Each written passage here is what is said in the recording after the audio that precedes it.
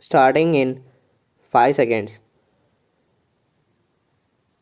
Sir, we are deeply committed to changing the conditions of living of millions of our people, the vast majority of whom live in great poverty. When we talk of the most urgent problems in the country, which are the removal of poverty and the lessening of disparities, our slogans have been made the matter of jokes and of ridicule. Any subject, any question, any debate has evoked the taunt as to what about Garibi Hatao?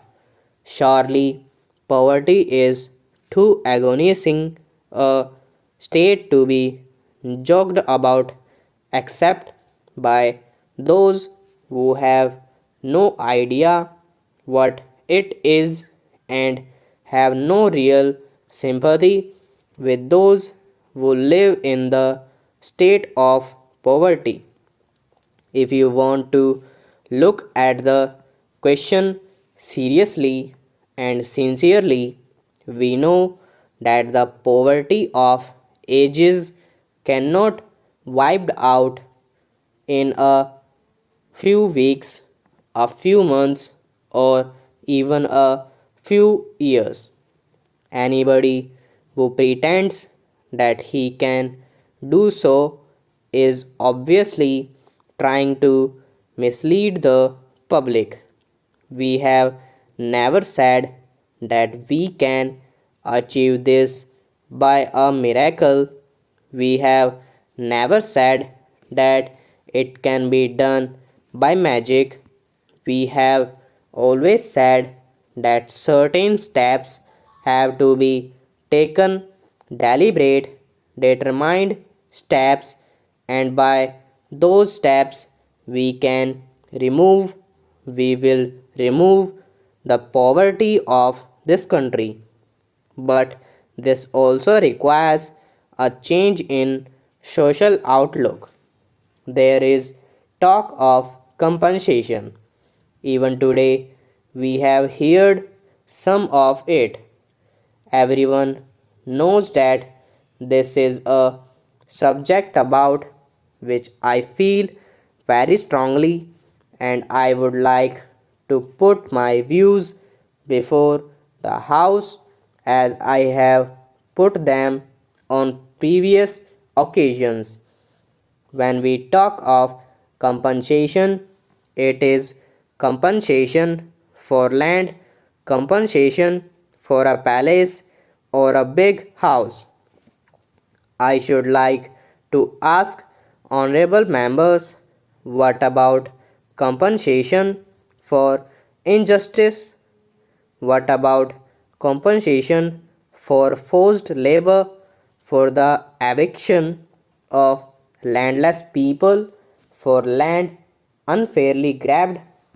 What happens when a mill is closed, its machinery run down, its reserves eaten away, even provident funds diverted to private purposes?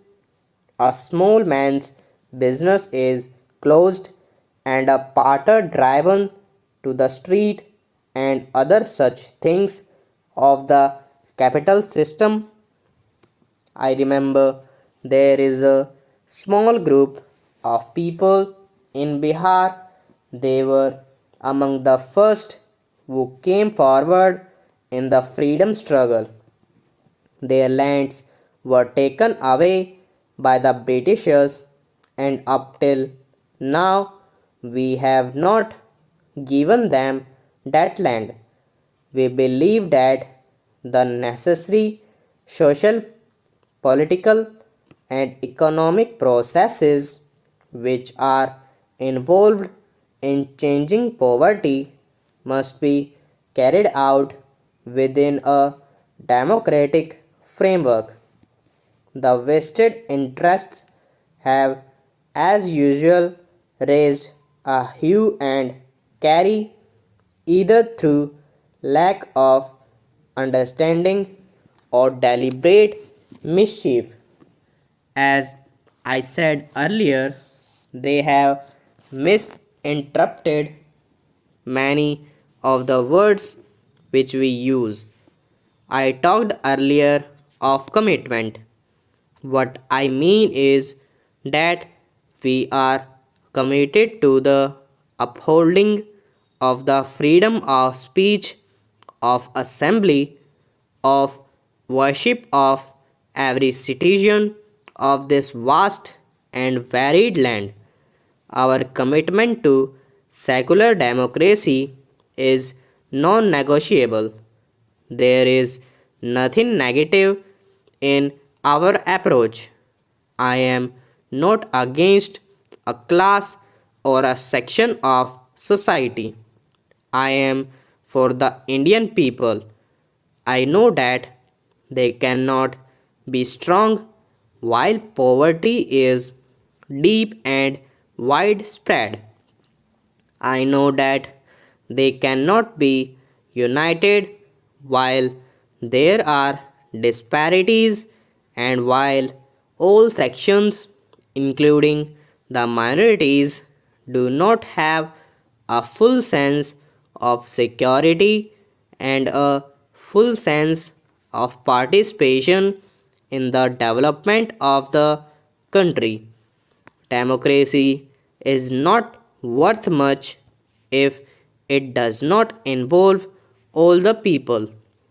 I can assure this House and the country that our commitment to upholding in every possible way the fundamental rights of our citizens remains absolute.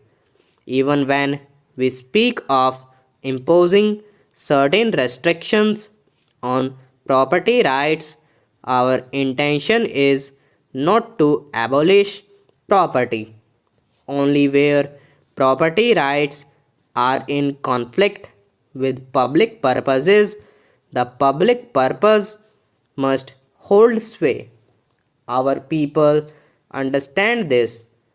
In the last elections, every possible attempt was made to scare the people and to mislead them into believing that all property would straight away be taken away. Those who indulged in such a propaganda miscalculated and underestimated the wisdom of our people and a wisdom based not on formal education but on personal experience. Some of us have joked, and some have shown temper, and some have sincerely pleaded their cause. But I would urge all honorable members to approach the issues involved in our amendment with calm and sober reflection. These amendments have significantly social and political import which we must try to understand in all seriousness. The measures which we have taken and are taking are milestones in the progress of millions of our people. They have come to be regarded by the people as marking a new stage in their struggle to build a social, more human, and just society. As their elected representatives, it is our duty to reflect their urges, and I am sure this will bring us more near to the people. It is in that spirit that I commend to you the acceptance of this bill. Stop.